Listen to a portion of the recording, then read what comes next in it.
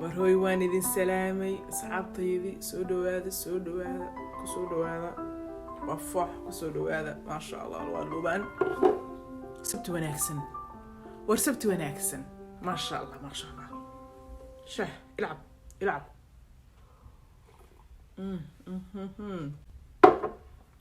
maasha allah tabaaraka allah waxaan rabaa inaan kula wadaago subaxa markaan soo kacay waxaan arkay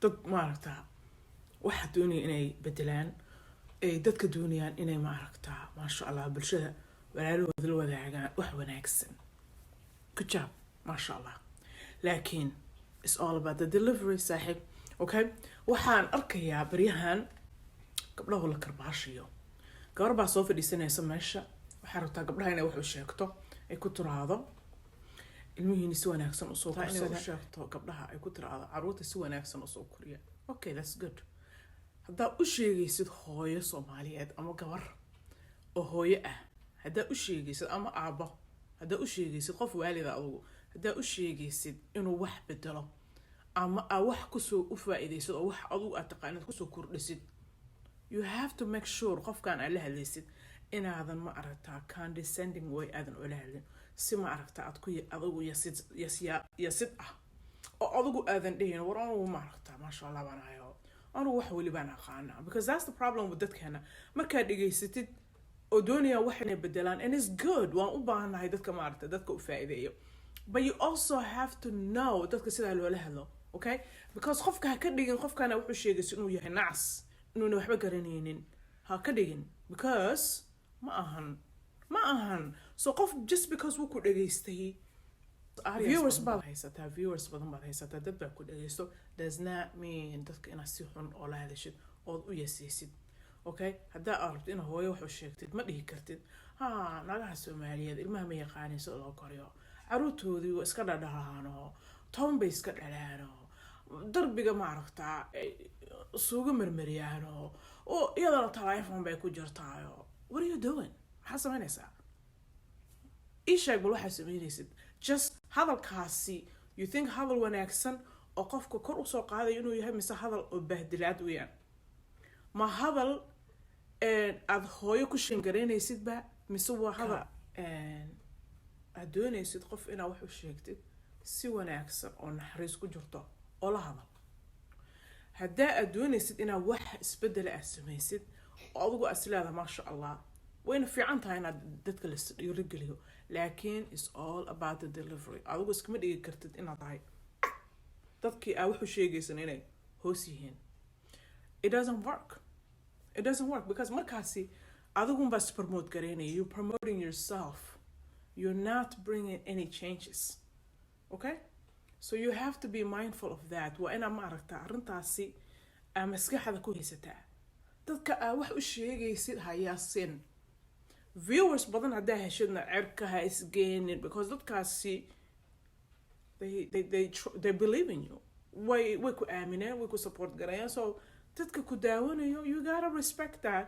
and don't let them down okay waxaan ka daalay oo dhibsaday nagaha meesha soo fadhiyo oo dumarka ku mashquulan taban caruur bay Soomaalida dhalaan ilmaha walfar bay qaataan adiga why do you care hadday iyada rabto inay 10 caruur dhaafeen 20 caruur ay dhasho walfar dhaafay waxay rabto hadday samayso adigu maxaa why do you care taadi ku mashquul qofka la ku mashquulin you want to make yourself feel good adiga rabto inaad dareentid you're better so you want inaad qof kale ku istaagtid 10 ha dhasho hal ha dhasho iyaday jirtaa do not shame another woman naa kale shame gareenin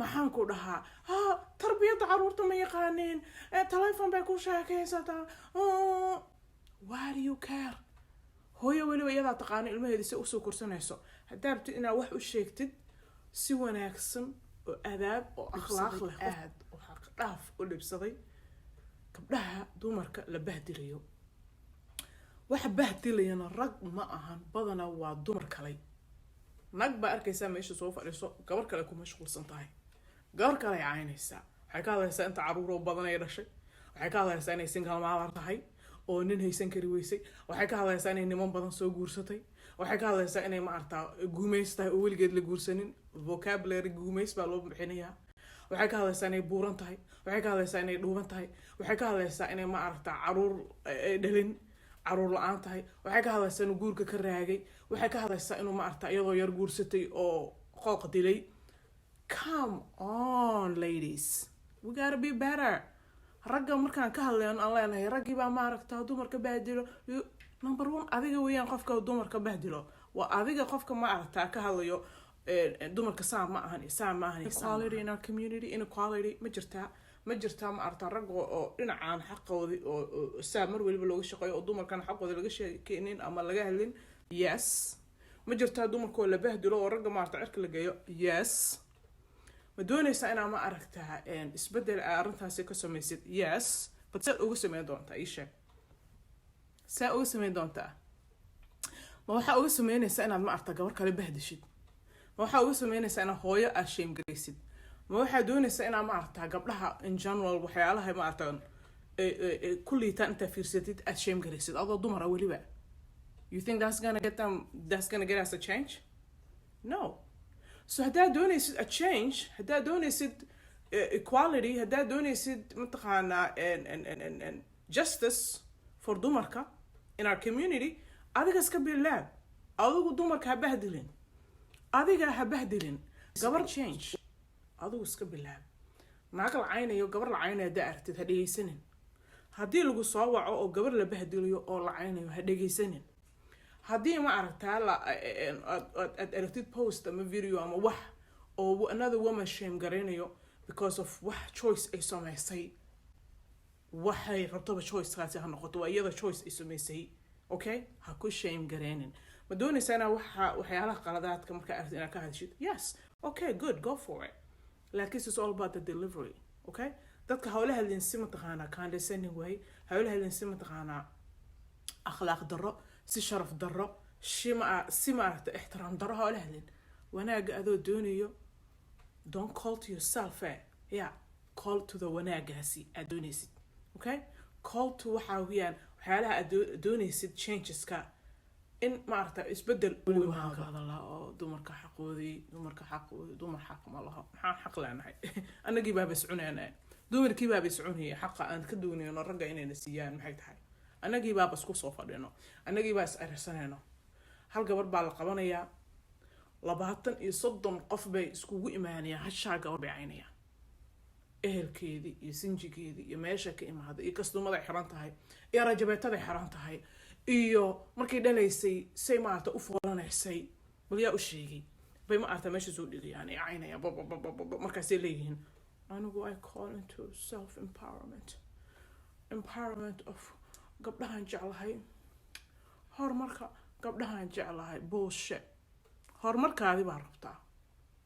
adigaa doonaysaa followers badan inaa heshid oo lacag ku yeelatid oo YouTube samaysatid oo maxaan ku dhahaa meelaha kale oo lacagaha laga helo TikTok iyo Instagram iyo whatever followers